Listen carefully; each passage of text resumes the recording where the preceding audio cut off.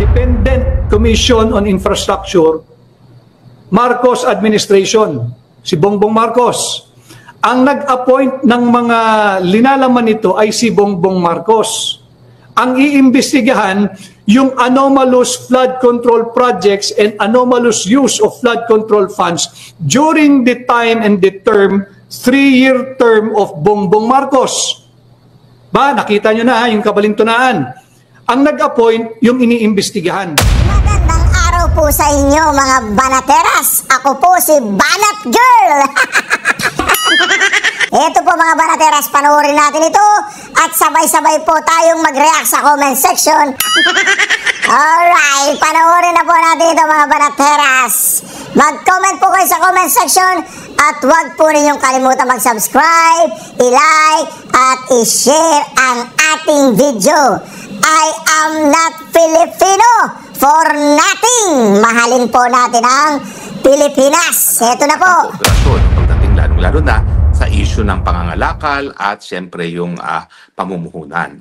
So importante po itong mga pagpupulong nito dahil ang ASEAN po, kung hindi po ako nagkakamali, siya na po ang third or fourth largest trading bloc ng daigdig.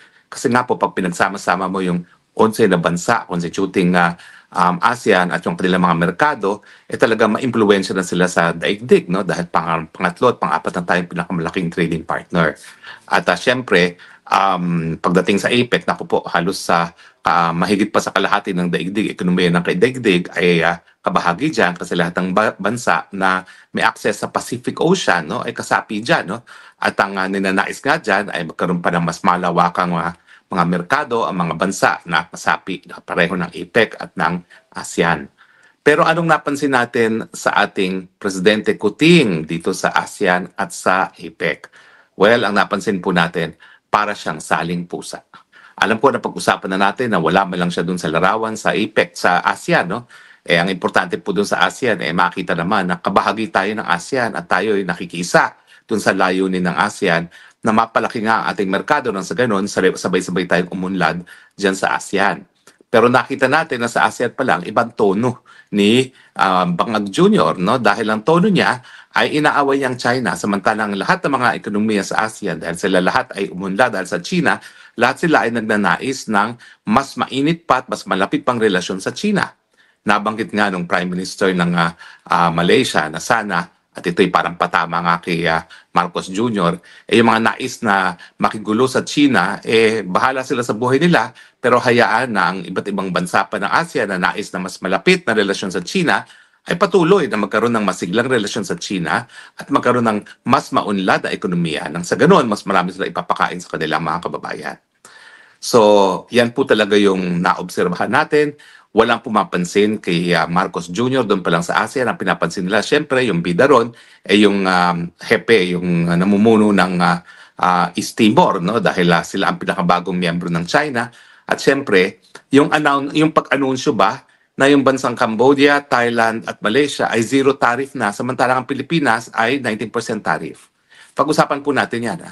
Ang akala kasi ni Marcos Jr., siya ay BFF ng Amerika dahil pinagamit niya ang teritoryo ng Pilipinas para maging unsinkable warship or nuclear carrier, no, laban sa China. Ang di niya naintindihan, ang politika ng daigdig ngayon, kung ikaw bigay ka ng bigay at hindi ka nagbibigay ng importansya sa iyong sarili, pagsasamantalahan ka. Yan pong nangyari sa Pilipinas. Ang Pilipinas kasi masyadong nagbigay sa Amerika, masyadong humahalik sa puwet ng Amerika, gusto pa nga ata ni Marcos Jr. na maging estado ng Amerika, hindi tayo pinansin ng Amerika. Bakit nga naman siya magbibigay ng concession sa isang bansa na alam naman niya na hindi na niya kinakailangan sa UN? Yan po ang susi.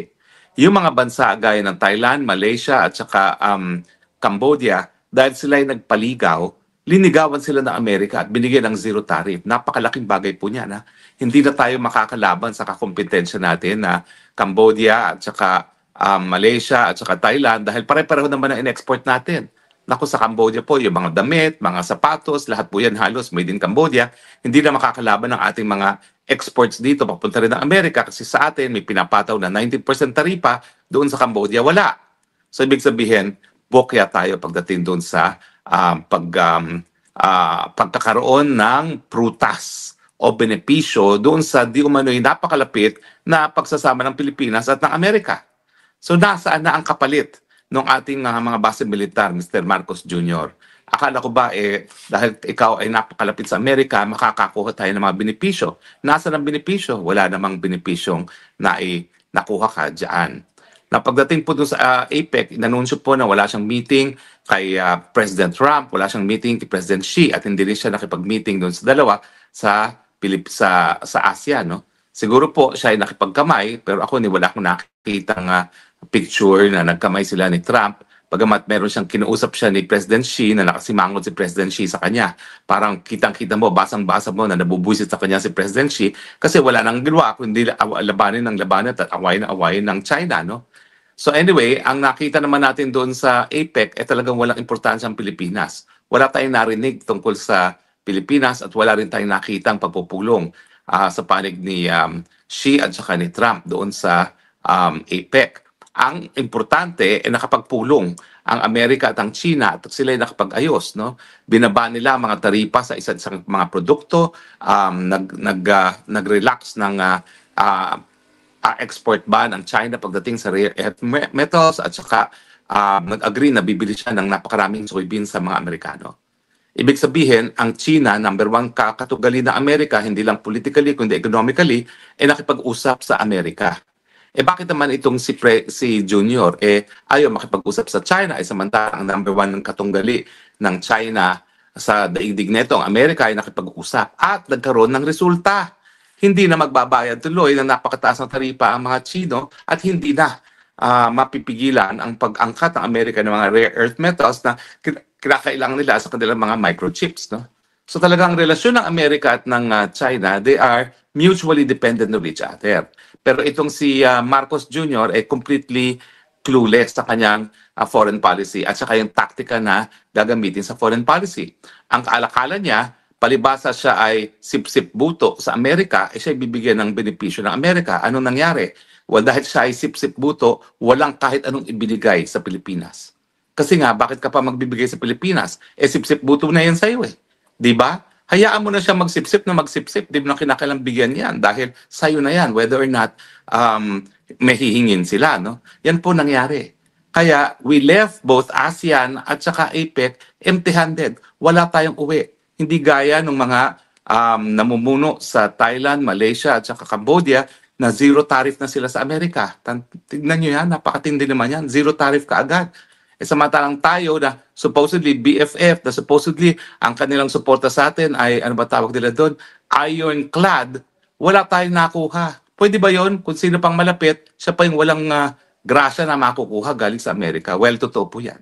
Yan ang Marcos Jr. Kaya nga mga kaibigan tayo po pagdating ng Nobyembre 30, tayo po yung lumabas na. Once and for all, sabihin natin, hindi na po pwedeng mamuno yang si Marcos Jr. Unang-una kaya wala tayong nakita sa ating foreign relations kasi nga ang kanyang foreign relations utak sip-sip buto sa Amerika na wala namang nahihita. Kinakailangan naman magpakipot ng kaunti nang sa ganon bigyan ka ng benepisyo. Ikaw ang kailangan dahil sa iyong geographic location, kinakailangan ka nila dahil ikaw ang jumping point sa China na alam nating nais nilang supili ng paglago, no? Economically and politically. Napaka-importante mo sa papel ng buhay ng mga Amerikano. Bakit hindi mo pinagsasamantalahan yung importansya mo? Kunin mo na kunin ang kinakailangan natin, gaya ng zero tariff at saka marami pang mga investments na hindi naman nakakarating sa Pilipinas. Ulitin ko po, ang problema sa atin, dahil sip-sip puto tayo, hindi tayo kinakailangan ligawan. Tignan mo yung ating mga karatig bansa na nagpaligaw. Ang dami nilang nakuha ang grasya ngayon. Ang Pilipinas, wala. Now, importante po parating na yung Nobyembre 30, Nobyembre 1 na, undas na, sana naman po, habang tayo nagbabantay dyan sa mga puntod ng ating mga mahal sa buhay, pag-usapan na natin at kinakailangan magkaroon na ng tunay ng pagbabago sa liderato ng ating bayan. Hindi naman po pwede na talagang kulelat na tayo sa daigdig. Ang piso halos wala ng balor, 60 na po. Tapos ang stock market natin, pinakamalala na sa buong daigdig. Bakit? Dahil nga dito sa kawalan ng kampiyansa sa ekonomiya, dahil sa lantarang korupsyon sa ilalim ni Marcos Jr. Ang akalain niya yung ICI na yan, may impress ang tao. Hindi. Nakakumpirma lang ang suspensya ng tao na yung ICI na yan, panakitbutas lamang, yan ay pararaan lang para masabi na kunwari may ginagawa ang Marcos Jr. sa korupsyon, wala namang resulta. Katagal-tagal na po ang mga sinasampahan ng kaso ay mga vloggers na patuloy na naninindigan laban sa administrasyon nito. Pero ni isang kaso wala pang nasasampa laban doon sa mga mandarambong ng pera ng bayan. At importante nga, ang kinakailangan masampahan lalong mabilis sa panahon, ang Speaker Romualdez at ang Zaldico na sa hanggang ngayon, wala. Tignan niyo yung Zaldico, pati mga eroplano niya nailabas. Ako, huwag kayo maniwala na palibasa, hindi nalilipat ang rehistro, hindi mabebenta. Pwede magbentahan po yan ng walang transfer of title and it will have the same effect as if nagkaroon ng transfer.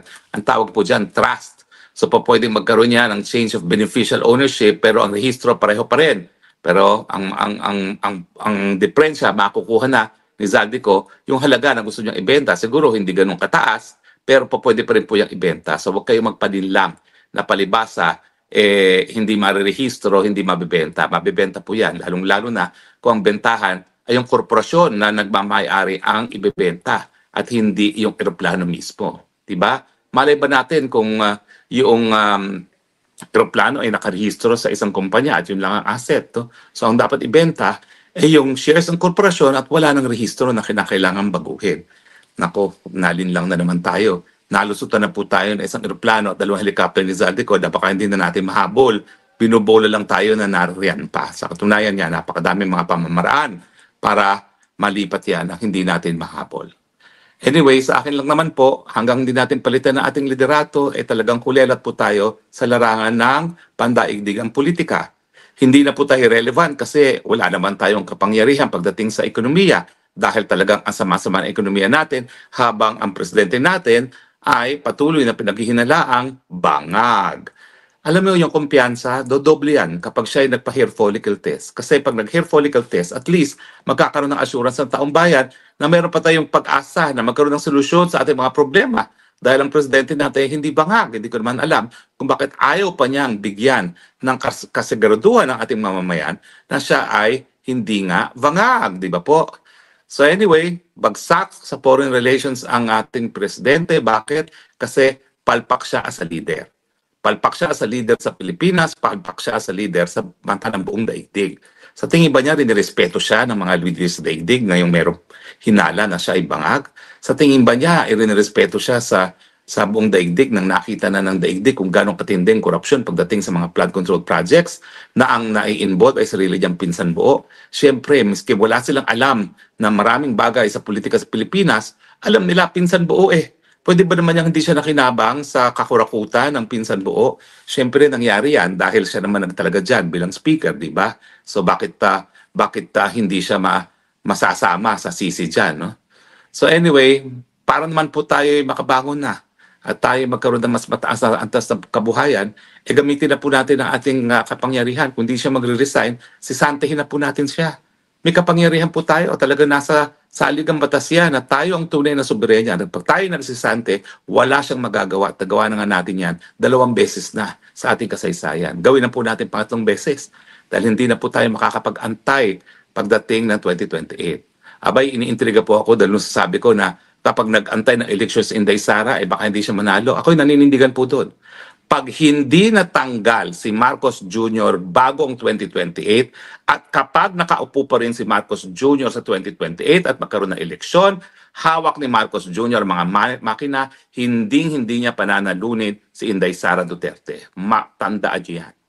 Kaya kinakailangan ngayon pa lang sisantihin na si Marcos Jr. para ang makina nasa kamay na isang patas na COMELEC. Kinakailangan baguhin din ang komposisyon ng COMELEC kung nais natin na isang malinis na eleksyon. Nakita nyo naman talaga COMELEC ginagamit bilang sandata laban sa mga kalaban sa politika. O paano tayo mananalo niyan sa 2028 kung di matanggal si Marcos? Ulitin ko po kapag nandyan si Marcos at siyang nagkokontrol sa makina ng eleksyon, hindi niya pananalunin si Inday Sara Duterte. Kaya nga, kayo mga dilawan dyan na ayaw matanggal si Marcos Jr. dahil ayaw yung sumunod na presidente si Inday Sara Duterte. Pag hindi ninyo tinanggal si Marcos Jr. ngayon at hindi pinaupo si Inday Sara, Marcos forever po ang resulta dyan. Yan naman po ay natutunan natin sa ating kasaysayan. So hindi na po nakakapagtakayan. So ano pang inaantay ninyo? Pwede ba ho? Alam ko kayo yung mga nasa sementeryo. Pagdating ng Nobyembre at 30, maghatak na kayo ng mga mga kababayan nyo, mga kaibigan nyo, at ilabas na po natin lahat ang ating lakas at ang ating galit. Okay? Nawawala na po ako ng signal, so ako po magpapaalam na. Maraming salamat po. Kinakailangan bagong leader, bagong simula sa ating mahal na Republika ng Pilipinas dahil masyado na po tayong binaboy na isang administrasyon na tayo po'y pinagdududahan kung sila ay nasa tamang pag-iisip.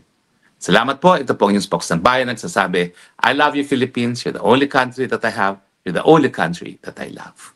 Bye! Abang dun sa kayamanan, bagong kayamanan ng China at saka yung strategic location ng Pilipinas, no? Parang stepping stone tayo to China, no? Dapat pinagsasamantalahan yung pagkakataon na yan para tayo din ay maging mayaman bilang isang bansa, hindi inaaway. Anong nangyari, tignan nyo sa ASEAN, siya lang ang away at ang sinabi ng mga ibang bansa, naku, mag-isa kang makipag-away sa China kung gusto mo. Kami, wag mong idamay dyan. Ha? Dahil kami, nais namin na pabutihin palalo ang relasyon namin sa China. No? So talagang napahiya itong ating si Junior dahil mali talaga ang pagkakaintindi niya sa daigdig. At ngayon, napag-usapan nga natin, itong Defense Secretary ng Amerika ay nagdeklara na magkakaroon daw sila ng military-to-military contact, no, sa panig ng Amerika at ng China. At ito nga ay parang lalo pang mapabuti ang samahan nila.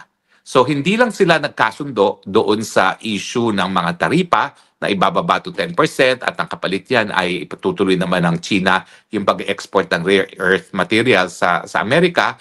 Meron ding katumbas yan dito sa pagdating sa military relations na pagkatapos ng napakatagal na panahon, magkakaroon sila ng military contact sa panig ng Amerika at ng China na nagpapihawat, papadala ng sinyales na nais talagang pabutihin palalo ng China ang relasyon nila sa Amerika and vice versa kasi ito naman ay anunsyo ng isang Amerikano. So kung nagbabate ang China at ang Amerika na alam naman natin ay mutually interdependent sa isa't isa, hindi sila mabubuhay nang wala yung isa, ano na mangyayari kay Marcos Jr. Si Marcos Jr. kasi, ang sinugal niya is kinakailangan ako ng mga Amerikano dahil nga dun sa pagtitindi ng hidwaan sa panig ng Amerika at ng China. So para kay Marcos Jr., ang number one bad news ay yung pagbubuti sa relasyon ng China at ng Amerika. Dahil pag naging mabuti ang relasyon ng dalawang bansa, bababa yung possibility na kinakailangan ng Amerika ang Pilipinas para sa kanyang gera kung ano man, no, dyan sa issue ng Taiwan. No? Yan naman talagang katotohanan. Gagamitin at gagamitin tayo bilang basa militar para doon sa kanilang mga puwersa na didepensa sa Taiwan. Pero kung maayos ang relasyon ng Amerika at ng China, hindi mangyayari yan, magkakaroon pa ba ng importansya ang Pilipinas kay Trump? Siyempre, mawawala na. So ano ngayon ang mangyayari kay Marcos Jr.? Well, kung nakita nyo kung paano siyang parang tupa na nakipag-gate crash at nakipagkamay doon kay President Xi, ganyan ngayon ang lagay ni Marcos Jr. Para siyang basang sisiw ngayon, no? Nang inaasahan niya yung suporta ng mga Amerikano na all of a sudden biglang nawala. Kasi mas importante ngayon sa mga Amerikano ang ayusin ng relasyon nila sa China. Alam niyo, ulitin ko po, ang China kasi, yan ang pinakamalaking pinagkakautangan ng Amerika. Yan ang pinakamalaking bansa na may hawak na dolyares. Kapag nabuisit ang mga China, bibitawan lang nila ang dolyares, mawawala ng balor ang dolyares. Pangalawa, yan ay ang China ang pinakamalaking merkado ng Amerika and vice versa. Ang Amerika naman ay pinakamalaking merkado rin ng China. So alam natin na yung kanilang buhay ekonomiko ay nakadepende sa isa't isa. So hindi yan para mag-away. So mali talaga yung estima ni Marcos Jr. na sa tingin niya titindi pa ang hidwaan kesa bubuti. So ano ngayon ang ibig sabihin para sa Pilipinas niyan? Well, kinakailangan baguhin na ni Marcos Jr. yung kanyang larawan sa daigdig na ito ay hati sa Amerika at sa China. Ngayon, kinakailangan niyang tanggapin na itong mabuting relasyon ng China at ng Amerika, kinakailangan niya ng bagong dahilan para siya bigyan ng importansya ng mga Amerikano.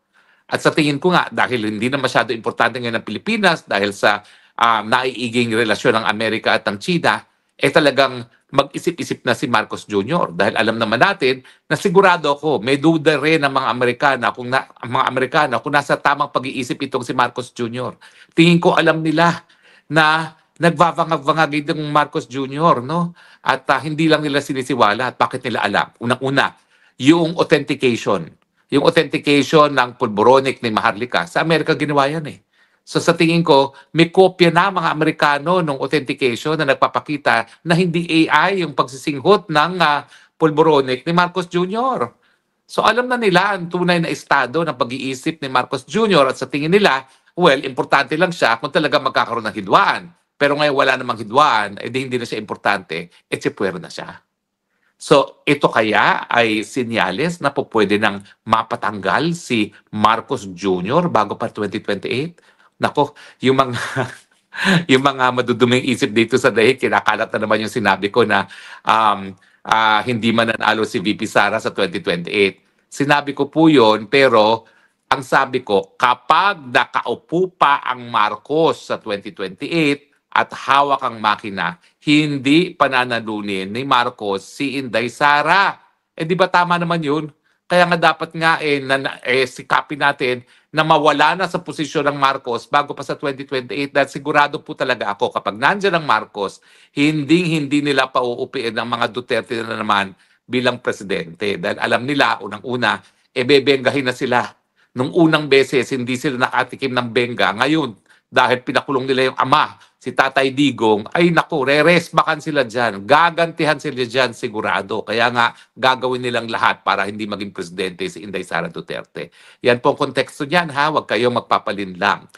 Naniniwala po ko, uulitin ko, kung ang Marcos Jr. nakaupo sa 2028 at siya may hawak ng makina, hindi niya pananalunin si Inday Sara. Kaya nga dapat po mag-concentrate tayo, matanggal si Marcos ngayon na, hindi sa 2028. Importante rin na ngayon na matanggal si Marcos hindi sa 2028 dahil baka wala ng Pilipinas sa 2028. Tignan nyo naman ang nangyayari. Ang peso, wala ng balor, 60 na. Ang stock market, under 6,000 na. Ano pang aasahan natin? Nako, ang tourism growth natin dito sa Asia, negative 20% na tayo. Ano ba yan? Lahat ng mga karating bansa natin, umuusbong ang turismo, tayo lang ang hindi. Bakit naman kasi pupunta rito mga Chino?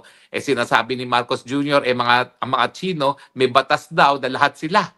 Palibasa sila ay Chino, ay espiya ng China. Pwede ba yun? Na itatrato pong espiya yung mga turistang China rito. Paano naman sila pupunta para magkaroon ng good time dito? Ang trato sa kanila, kalaban ng gobyerno, di ba? So, para sa Pilipinas, kinakailangan mag-isip-isip na si Marcos Jr. Kung gusto niya manatili sa pwesto, isipin niya, ano bang interes ng Amerika na pwede niyang pagsilbihan? Ang tingin ko, wala na. Dahil nawala na yung banta ng military confrontation sa China at ng Amerika, wala na ring silbi sa mga Amerika si Marcos Jr. at pwede na sigurong goodbye Marcos. Hindi ko alam kung naririnig nyo na ha. Ako'y nakakarinig na ng malakihan na naman pagtitipon, lalong-lalo na ng isang simbahan. Tuloy kaya yan. Ang naririnig ko, abay hindi lang isang araw, 3 araw at walang uwian. Sana nga matapos yung pagtitipon na yan, wala ng Marcos Jr. Ha, legal po yan. Pag taong bayan na nagsisante sa isang presidente, wala ng silbi at nakita naman natin kung gano'n ng kawalang silbi itong si Marcos Jr. sa ASEAN at sa APEC, talagang legal po yan. Yan po isang ayon sa saligang batas dahil tayo nga bilang mamamayan ang tunay na soberenya sa isang bayan. So yan po ang ibig sabihin niya sa Pilipinas. Kinakailangan na ng bagong pananaw kung sino man ang uupo, kung ano ang magiging papel ng Pilipinas sa isang mundo na nagkakasundo ang China at ang Amerika. Sa akin, sakyan natin yung bagong kayamanan ng China. Kinakailangan yung merkado nila na malakas ang kanilang purchasing power. Marami silang pera na bumili ng mga kalakal. Pagsamantalahan natin. Damihan natin ang durian na export. Damihan natin kung ano pa yung ine-export natin. No? Damihan natin yung mga minerals na kinakailangan nila para paggawa ng mga microchips. No? At kung po pwede nga, dapat tayo na mag-process dito, lalong-lalo na nung nickel. Huwag na natin i-export bilang raw material yan, kinakailangan magkaroon na ng value added dito. Inganyohin natin yung mga Chino na dito na mag-process. Nang sa ganon, pag in-export natin ang ating mga mineral commodities gaya ng nickel, semi-process na ng mas malaking kita natin. Okay? So, importante talaga pag-isipan paano tayo makikinabang sa bagong yaman ng China. Mas marami tayong ibebenta, mas marami mga kababayan na magkakaroon ng trabaho dyan. Di ba?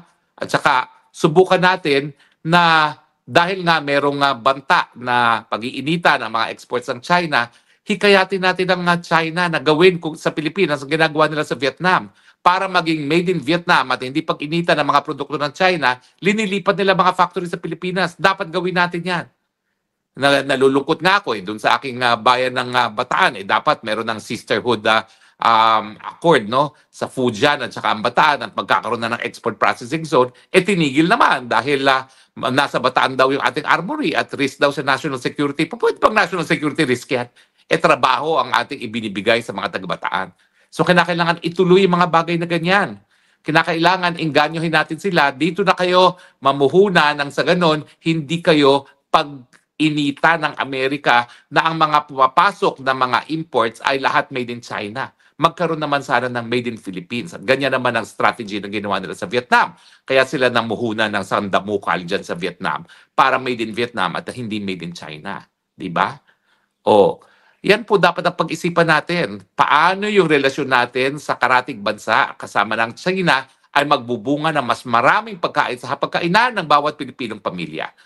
Yan po dapat ang ating prioridad. Baguhin na po natin yan at hindi na po benta yung gusto mangyari ni Marcos Jr. na palibasa, nagkakainitan ng China at ang Amerika kinakailangan nilang Pilipinas bilang unsinkable warship. Laos na po yung pag-iisip na yan. Dahil ngayon talaga, nagkaroon na ng realization ng China at ang Amerika na kinakailangan nila ang isa't isa. At dahil nga po, wala nang importansya sa mata ng mga Amerikano si Marcos Jr., ang prediction ko, pagsamantalahin na po natin din yan. Hindi na po para depensahan ng mga Amerikanong patuloy na pagiging presidente ni Marcos Jr. Ang kinakailangan lang ipahiwatig talaga ni Inday Sara Duterte ay siya ay nagmamahal sa kanyang bayan. Kinakailangan kung merong kagustuhan ng Amerika, meron ding makukuha ang Pilipinas. Hindi gaya ng ginagawa ni Marcos Jr. na sumisingit lang para kumamay kay President Xi. Hindi ganun ang tatak Duterte. At tatak Duterte, may kailangan kami, may kailangan kayo, magkasundo tayo kung maibibigay natin ang kailangan ng isa't isa. Hindi po pwede na paburlak sa Amerika ang lahat ng desisyon natin sa ating panlabas na relasyon. Kinakailangan, anong para sa Pilipinas? At kampante naman ako sa tatak ng Duterte administration na yan ay sisiguraduhin. Na lahat ng desisyon pagdating sa panlabas na relasyon ay ang konsiderasyon, ang kapakanan pa rin ni Juan de la Cruz at hindi na mga dayuhan. So Marcos Jr., magbilang ka na ng araw. Tingin ko, dahil nawalan ka na ng importansya, maririnig na, hindi lang ng Amerika, kundi ng buong mundo, yung sigaw ng Pilipinas na ayaw na namin sa'yo dahil ikaw, di mo pinasisinungalingan na ang paratang na ikaw ay adik. At dahil ikaw nga ay may ganyang paratang, hindi ka namin maaasahan na gumawa ng desisyon na makakabuti sa bansang Pilipinas. Alis dyan, yan ang solusyon. Dahil wala ka ng backer ngayon. Yan ang katotohanan.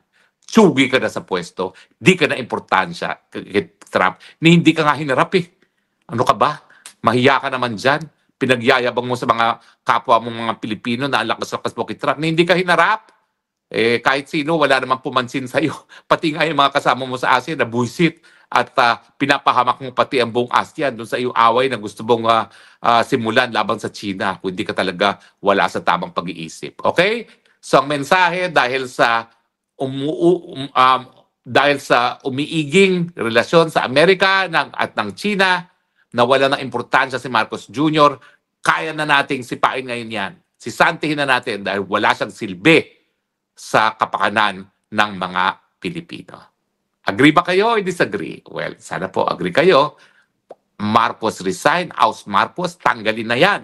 Nang tayo naman ay magkaroon ng mabuting kinabukasan sa ilalim ni Inday Sara Duterte. Salamat po sa inyong mga patuloy pagtangkilik. At patuloy po natin pagdasal ang ating inang bayan. Malay ba natin na biglang magkakaganito, no? Na biglang magkakaigi ang relasyon ng China at ng Amerika? Diyos na po ang nagdesisyon na yan ay mangyari. At ang resulta nga, hindi na importante sa mga Amerikano ngayon si Marcos Jr. Pwede na matanggal dahil ayaw siya ng taong bayan na. Salamat po at hanggang sa muli, ito po inyong spokesman bayan, Harry Roque nagsasabi, I love you, Philippines. You're the only country that I have. You're the only country that I love. God bless the Philippines. Bye. Ng Independent Commission on Infrastructure, Marcos Administration, si Bongbong Marcos. Ang nag-appoint ng mga linalaman nito ay si Bongbong Marcos. Ang iimbestigahan yung anomalous flood control projects and anomalous use of flood control funds during the time and the term, 3-year term of Bongbong Marcos. Ba, nakita nyo na yung kabalintunaan. Ang nag-appoint, yung iniimbestigahan. Ito ho ang mas malupit. Sinong inappoint niya? Ang mga na-appoint niya, merong isa na nagmumula sa Noynoy Aquino administration. Hindi natin sinasabi o sinusukat o tinatawaran yung karakter ng taong ito. Pero siya po ay nagsilbing sekretary ng DPWH nung panahon ni Noynoy Aquino.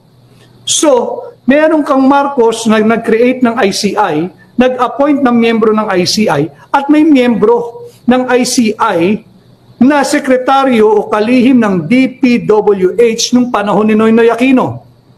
Ano po ngayon ang problema? May natirang administrasyon sa gitna. Obvious naman, ang direksyon po nila ay papunta sa Duterte administration.